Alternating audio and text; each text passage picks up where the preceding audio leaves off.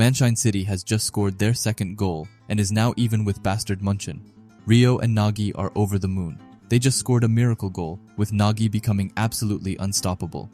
They celebrate for a bit before Isagi goes over to the two of them. Isagi says that he finally understands what makes the two of them tick, and that a goal like that was born of things like the springtime of youth. However, there is no value in success if you can't reproduce it, as Isagi says that he will crush the two of them and that there won't be any more miracles for the two of them. However, the two of them gladly took up Isagi's challenge, and after that, it was time for something incredible, with Chris Prince joining the match.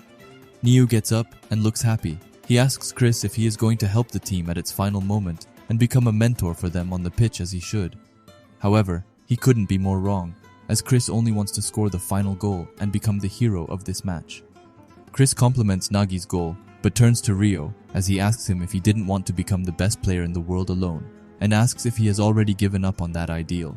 However, Ryo says that it doesn't matter anymore, and that his real dream is winning the World Cup. He's fine with Nagi becoming the world's #1 if it means that Ryo can be his right-hand man, and Blue Lock is just a stepping stone for the sake of his dream. Chris asks if that's his new ideal, but Ryo denies that and says that that's his ego. Suddenly, someone else joins their conversations. It's Noel, who is getting up from his seat and is ready to join the fun. From afar, we have Isagi looking at the two masters as he says that with Noah and Chris, the field is bound to change, and Isagi has to sort out the situation so that he can take over this match. This is the first time since acquiring metavision that Isagi was able to have all of his abilities evolve exponentially, but even then, it wasn't enough to beat Kaiser. Isagi's speed and overall body movement are slower than Kaiser's, and on top of that, Isagi doesn't have Kaiser's impact. Even if Isagi uses his direct shot, Kaiser will just show up and stop it with his metavision.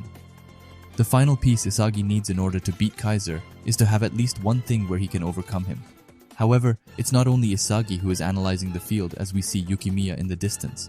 Yukimiya says that he hasn't accomplished anything and that he has just run around like an idiot on the field. Even though his vision is fine, it is getting a little blurry. However, Yukimiya can't be worried about that right now, because if this match ends like this, he won't get another chance. And with one goal left, both Yukimiya and Isagi are determined to be the ones to steal the last goal. Noah tells the team that he will ally himself with whoever plays the most logically, while Chris tells the manshine to watch him become the hero. And with that, the game starts with Kaiser passing his guard dog. Isagi thinks about what Noah said and knows that with these last 3 minutes, he's got to be as calm and precise as possible and live up to Noah's expectations. Kaiser and Ness pass around for a bit before Chris goes up to Kaiser, says that he has heard great things about him, and asks him to show him what he is made of. However, Kaiser doesn't fall for Chrissy's childish trick and passes it back to Ness before Chris calls him a coward little boy, which makes Kaiser really angry as he demands Ness to pass him and challenges Chris. The duel is really close with both players playing at their peak and not leaving even the smallest of gaps, which makes it impossible to interfere. Chris taunts Kaiser some more, which leads to him facing him right on, starting with a double-touch nutmeg before they go back to back. With that, Chris somehow got the upper hand and told Kaiser that he really was just a small fry. However, just then, Noah comes forward, and he will reach the ball first if it weren't for our favorite Ryo Mikage, who comes in and tackles the ball away. Isagi is stunned at how Ryo managed to react to all that, and says that Ryo is starting to attain his metavision. Anyway, the second ball falls to Chigiri, who easily gets behind most of Bastard Munchen's defense. As he sees his zone, he says that it's game over, but unfortunately for him, Yukimiya comes and runs his fun.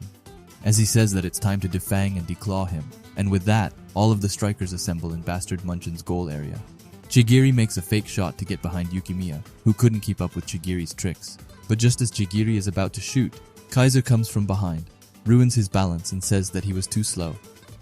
However, before Chigiri loses the ball, he makes sure not to waste it as he passes to Chris. Chris is in his zone, and he is going to need that if he wants to defeat Noah. Noah tells Chris that there is nowhere for him to shoot, but Chris just smiles.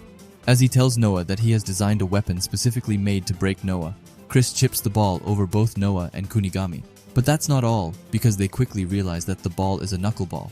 Chris screams at his shot to go and says that he doesn't even know where it's going. Gagamaru is stunned. He has no idea where his shot will land and says that there's no way that he can stop this incredible shot. However, just then the goat himself, Isagi Yoichi, comes closer to Gagamaru. Gagamaru notices that Isagi isn't even looking at the ball, but before he can think any further, Isagi screams for him to go low while he takes high. And with their teamwork, they were able to block Chris's shot. Isagi's save shocks Chris to his core, but Isagi thinks that it was easy to read. Even though it's impossible to read the shot's trajectory, Isagi could still read which point was the most vulnerable, and if he could just defend that spot, they would be fine.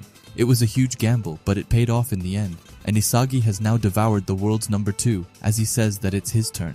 The ball goes up in the sky and Isagi screams for someone to take it, and who else would it be if it weren't our favorite shark boy, Corona? Isagi thinks that he can finally see it. Ever since Chris and Noah entered the game, the field has been a lot more chaotic, and even Kaiser wouldn't be able to fully understand the current situation yet. If Isagi can hit them with an all-out counter right now, with Corona's help, there's a big chance that he will be able to score. This is Isagi's golden opportunity, but just then someone comes and steals the ball. However, it's not anyone from Manshine City, but instead Yukimiya, who comes in and sweeps the ball away from Isagi.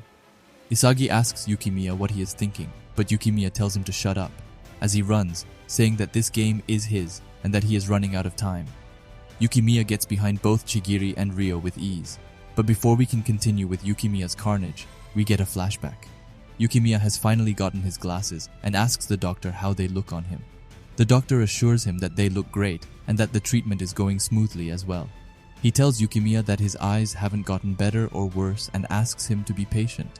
Yukimiya smiles and says that he has finally come to terms with his diagnosis, as he says the phrase, "God will never give us more than we can handle." And that's why Yukimiya believes that God wouldn't have given him this condition if he didn't believe that he would be able to overcome it. As he breaks through all of the no-names of Manshine City, he says that the golden opportunity finally came. When he has gotten through 6 of their players, he gets his chance to shoot, and he doesn't hesitate as he shoots an amazing gyro shot. The goalkeeper says that the spin is abnormal as it drops and fades away, and that he won't be able to reach it after that. But just then, someone else comes into the picture, and it's no small fry, as Chris comes and kicks the ball away and ends it by calling it pathetic. After Chris's incendiary display, we see Henri and Ego talking, with Henri calling Yukimiya's shot close and saying that if it had gone in, Yukimiya would have scored a super goal. However, Chris Prince isn't someone to underestimate.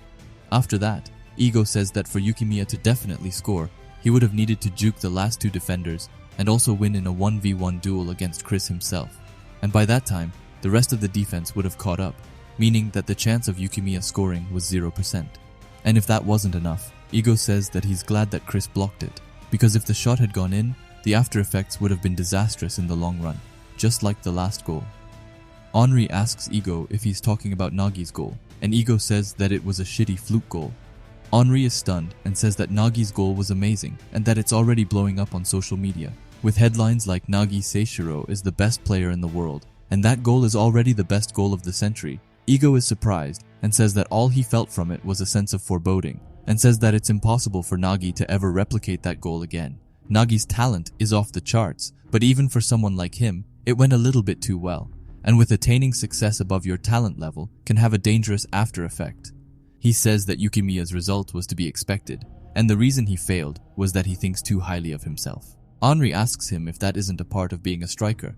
However, confidence and delusion are 2 completely different things, and success won't come to people who blind themselves with deluded fantasies. After that, we are back in the game, and Isagi goes forward to Yukimiya and tells him to stop fucking around. If Yukimiya hadn't gotten in his way, he would have had a good chance of scoring. After that, Isagi sees Yukimiya's face and calls down. He even compliments Yukimiya's shot. And after that, he asks Yukimiya to team up with him. Isagi says that since they know about the gyro shot, they'll be on alert for it, and that's why, for this game, they will use the gyro shot as a decoy. While Yukimiya sends Isagi an assist, since the Manshine City hasn't seen them link up, it'll catch them off guard. And with Yukimiya assisting Isagi, their chances of being used in the next game will dramatically increase. However, Yukimiya tells Isagi to fuck off, and says that he made it very clear that he will be the hero of this match and that he will overcome this challenge all by himself. However, this really upsets Isagi, who starts screaming at him, and she tells Yukimiya to get over his own pride and that this is the most beneficial for both of them. But Yukimiya just asks Isagi if that's the same thing he told everyone before devouring their fantasies. In the end, all Isagi cares about is himself. And with that, Yukimiya finally understands that Isagi and Kaiser are a pair of self-centered shitheads, and if the world is only going to reward asses like them, then this world is just fucked up. After that, Isagi says that even in this situation, Yukimiya is filled with nothing but childish thoughts. And if that's the case, then Isagi wouldn't want to live in a world with a deluded narcissist asshole like yourself. As he ends it by telling Yukimiya to watch his precious fantasy sink straight to hell. The game restarts with a throw-in from Bastard Munchen. However, Isagi still can't get Yukimiya out of his mind, as he wonders why he and Yukimiya can't just understand each other. Isagi is pissed that Yukimiya outright rejected his offer, even though it benefited the two of them. However, Isagi knows there's no way that Yukimiya will fulfill his wish, as he is so self-centered and thinks that he is the protagonist. But just then, something clicks for Isagi as he thinks back to Nagi calling himself the protagonist. The belief that you're the protagonist and the drive to accomplish something are all forms of egoism.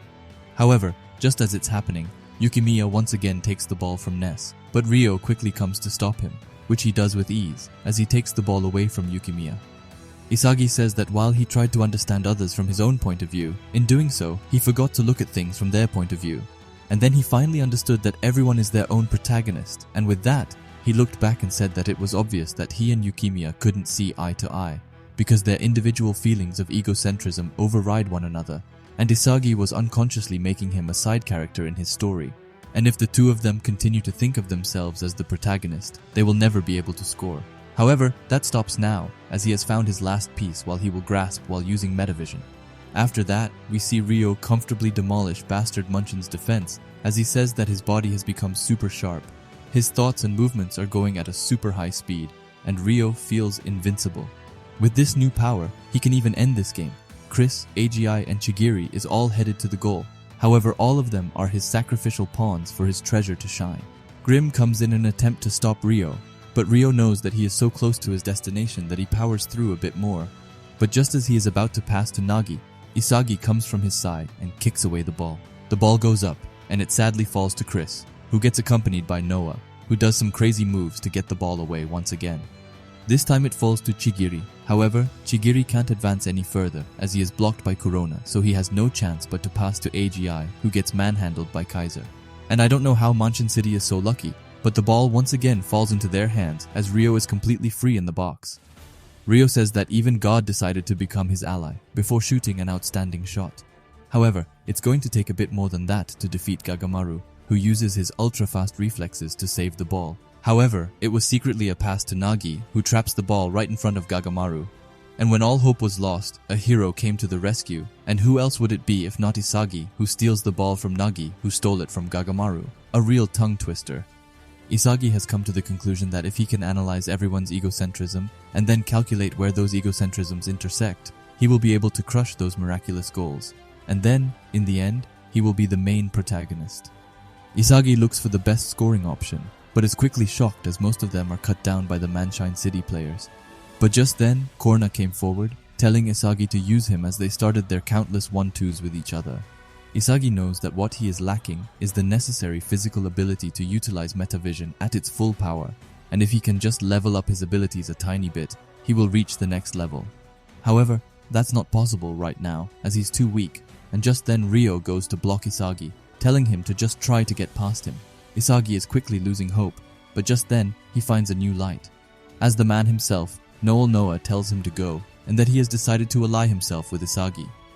Isagi is shocked that Noah has decided to ally himself with him, but quickly goes back to reality as Noah tells Isagi to get more creative and increase his options. This opens up a whole new world for Isagi, who is now seeing multiple options. Noah asks him if those options can be achieved realistically, and Isagi says that they can, and that he has no doubt about it. However, he tells Noah that he sees too many options, and that he can't pick the best one. Noah tells him to get rid of the unnecessary ones, and to think more logically. He asks Isagi what he desires more than anything right now, and Isagi coldly tells him that it's to destroy Kaiser. However, it's not only Noah who is here to help Isagi, as Corona also comes to join in on the fun. The three of them play with the Manshine City team as if they were a bunch of kindergartners, even handling Chris and Kaiser with no problem at all. Isagi says that this feeling of flow that he is experiencing is completely different. The mental state of being fully immersed in one's own actions, aka protagonism, is the key to activating flow. And with that, Isagi asks all of the protagonists in this game to come to him and be devoured. After that, we leave Isagi for a brief moment as we focus on Yukimiya. As he looks at Isagi from the sidelines, he is filled with envy that Isagi is even getting help from Noah himself, and wonders what it is that Isagi has that he doesn't. However, deep down, Yukimiya knows that what Isagi is saying is realistically correct, but if he wanted to think realistically, he would have given up a long time ago. Yukimiya's dream is to be the best football player. It's the only way he knows to live and is the sole reason that he is alive. Yukimiya doesn't care for Isagi anymore, as he will be the one to send him to hell. Following that, we see that Isagi is in a bit of a rush, as he only has 19 seconds left before Noah will be forced to switch out. However, he will make their last play with Noah worth it. As Isagi gets closer to his goal, we see Ego with his pretty little toes out, telling Isagi to show them how it ends. Back on the field, Isagi and Kaiser are going head to head, and just as Kaiser is about to steal the pass from Corona, Noah comes in his way. This makes Kaiser freeze for a second, and Isagi doesn't let it go to waste, as he slips behind Kaiser. However, the foe just keeps on coming, as Chigiri uses his incredible speed to catch up to Isagi. But ultimately, he catches the biggest L I have seen in a while, as Isagi takes him down with ease. After Chigiri lies Nagi, who gets hit with a fake shot from Isagi, who instead passes to Corona. Isagi is so close to scoring now, but just then, Yukimiya comes beside him with a really menacing look to him. Yukimiya thinks that he will hijack Corona's course with the help of his speed, but he quickly realizes that he has just played right into Isagi's hands. As Isagi gets behind him and tells him that he is the final piece to the puzzle, Corona gets ready to pass Isagi, and at that time, Yukimiya finally understands that there is no way for him to catch up to Isagi, as he says that Isagi will definitely become a player that will change the world, while his fantasy will fade into complete obscurity, forgotten forever. After that, we see that Chris has finally come to join the fight, as he tells Isagi that he wasn't good enough. However, Isagi is confident, as he says that Chris's opponent isn't him, but instead Noah. Noah manages to get the pass forward to Isagi, as he asks him if even the world's #1 is a pawn in his game. And here we have it. Isagi will finally score, is what I would like to say. But unfortunately, Kaiser comes in the way, and runs off Isagi's center point, making him unable to use a direct shot. However, Isagi tells him that it's perfect, and if Kaiser hadn't come, Isagi would have been the protagonist. But since he came, the one Isagi plunged into darkness will resurrect from the verge of death, as he passes the ball to Yukimiya. Before we can see what happens with Yukimiya, we see Isagi asking Kaiser if he was able to predict his last play, as he grabs onto Kaiser and asks him how it feels to be the clown in Isagi's story. Even Kaiser is scared, as he tells Isagi that he is nuts. After that, we finally get back to Yukimiya, who shoots a killer ball. And it's not just any shot either, as it's Yukimiya's specialty, the gyro shot. However, Ryo is also headed to the goal, and just as he is about to reach the ball, it drops down to the ground, evading Ryo's leg, but also bouncing up to the top of the net. With that, Yukimiya brings glory to Bastard Munchen as they finally win the game with a close 3-2 score. And that, ladies and gentlemen, is how Isagi dethroned Kaiser. The way I was jumping up and down from my chair while reading this shows just how exciting this moment really was. And it's a moment that will stick around with us for a while to come. However, with that aside, I want to know what you thought about this arc, and especially what your favorite moment from this arc was. So please leave it down in the comments. And if I can just take up one more minute of your time, I would like to ask you to like this video, share it with people who you think would like this video, and of course subscribe to this channel. And if you are curious to see more videos of mine, then please watch the one that will be popping up on the screen now. Anyway, thanks for watching and have a great day.